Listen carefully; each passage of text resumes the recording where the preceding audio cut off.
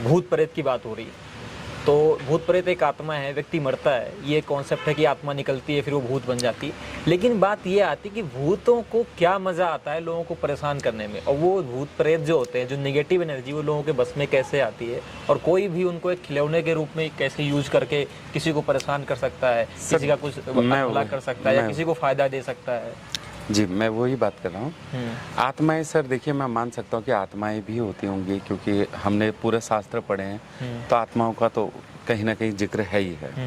मैं मानता हूँ जब ये शरीर मूल रूप से चल रहा है तो कुछ तो इसके अंदर है। अब आप उसे आत्मा मान लीजिए, मैं एनर्जी मान लेता हूँ, मैं भी आत्मा मानता हूँ, ऐसा नहीं बोलूंगा। उस एनर्जी को मैं भी आत्मा का नाम दूंगा, ऐसा नहीं बोलूंगा वो एनर्जी ही है केवल। तो मैं मानता हूँ आत्मा ही है। किंतु एक बात सोचिए, जो आत्मा किसी चीज़ को पकड़ नहीं सकती, उठा नहीं सकती, कुछ कर नहीं सकती, वो आपके ऊपर बुरा भी क्या करेगी। जीवित होकर जो व्यक्ति आपका बुरा नहीं कर पाए, वो मरने के बाद क्यों बुरा करेगा। वो आपको एहसास दिला सकता है। अतृप्त आत्माएं हो सकती हैं, ये मैं मान सकता हूँ, यानी एनर्जी हो सकती हैं, मान सकता हूँ पृथ्वी पर हर जगह होगी। जिसकी कोई भी इच्छा पूर्ण ना हुई हो, शायद वो भी भटक रहा हो, या वो एनर्जीज किसी रूप में भी यहाँ भटकती है। हम बैठे हैं सर, हमारे आसपास भी सुनने वाले हो सकते हैं, ये नहीं बोल सकता हूँ कि नहीं हो सकते हैं, बट वो बुरा क्यों करेगी, इसके भी रीज़न होते हैं ना सर।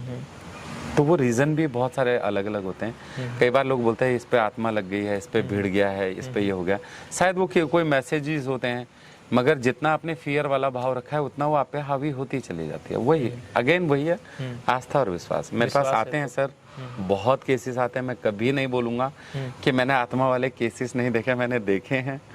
एक स्वरूप अलग भी देखा है कि एक छोटे बच्चे के अंदर अच्छी खासी पावर भी आती है, या लड़कियों में अच्छी पावर आती है कि वो उठा के फेंकना, धक्का मारना, और ये बहुत ईजियर वे में कर लेते हैं, क्योंकि उस टाइम पे उनका हो रहा एक अलग लेवल पे चल रहा होता है। जो एनर्जी होती है उसकी पावर वो महसूस कर रहे हैं, तो दैट मीन्स कि वो उसको इतना स्पिरिचुअली इतना हाई ले चुके होते हैं कि उनके अंदर अलग लेवल की पावर आ चुकी होती है। तो होता है, ये नहीं बोलूँगा पूर्ण रूप से ना बोलने वाली चीज़ें नहीं है, क्योंकि मैं देख चुका हूँ। अभी कहीं ना कहीं पे आधे से ज़्यादा चीज़ों में लोगों की मेंटेलिटी वर्क भी होता है कि आपने सोच लिया बस बुरा ही होना है, तो मतलब सर फिर बुरा ही होना है।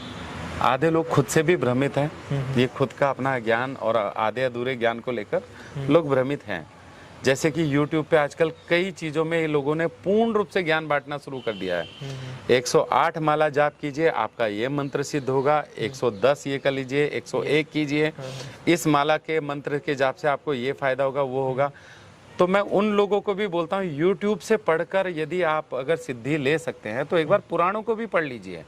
पुराण में उसका पूर्ण रूप लिखा हुआ है कि वो सिद्ध हो सकता है या नहीं हो सकता, या नहीं हो सकता है। सिद्ध करने के लिए कितनी कंडीशंस हैं, आप उस कितनी कंडीशन की नियमावली तो पढ़िए।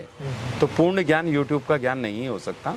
आप अपने शास्त्रों को पढ़िए कम से कम, अगर आपको इसी तरह की कोई सिद्धि चाहिए, या कोई जानकार कुछ ऐसा हो जो आपको पूर्ण रूप से ज्ञान दे सके कि ये मंत्र क्यों पढ़ा जाता है, कितनी बार उच्चारण करना है, किस स्वरूप में बैठ के करना है, कौन सी मुद्रा होनी चाहिए, और किस स्थान पर बैठ के करना चाहिए।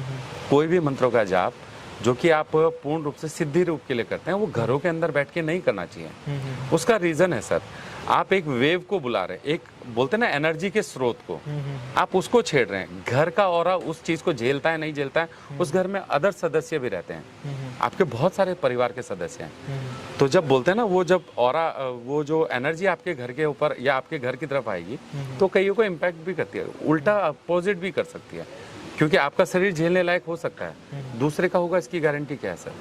आप 100 किलो उठा सकते हैं, दूसरा 5 किलो भी ना उठा सकता हो तो उसका वजन सबके ऊपर आएगा जो उसके आसपास होंगे। इसलिए ये सब चीजें निर्जन स्थान में ही की जाती हैं, या ऐसे स्थान में करनी चाहिए जहाँ पे कोई गुरु आपके सामने हो, और गुरु भी कम से कम सामर्थ्य और समर्थ दोनों हो। ऐसे गुरु ना हो जो YouTube से आए हो, जो YouTube से आए हो। हर पंडित आज के डेट में एक चैनल बना के बैठा है और वहाँ से ज्ञान बांट रहा है, मगर वो पूर्ण ज्ञान नहीं देता है। 15 सेकंड के वीडियो में आप ये तो बताते हैं कि इस मंत्र के उपयोग से आपका ये भला होगा, मगर ये नहीं बताते हैं कि अगर ये मंत्र गलत उच्चारण, एक बिंदु का भी अगर आपने गलती किया तो ये आपको नुकसान भी दे सकता है। आप एक एड्रेस में सिर्फ पिन कोड में एक गलती कर दीजिए, वो पिन कोड कहीं से कहीं और जाएगा। तो डेफिनेटली मंत्र का भी यही होता है सर, वो पॉजिटिव है मगर एक गलती भी उसको नेगेटिव भी बना सकती है आपके लिए। और उच्चारण करने की सही विधि कितने लोग जानते हैं, पहले तो ये जानना चाहिए।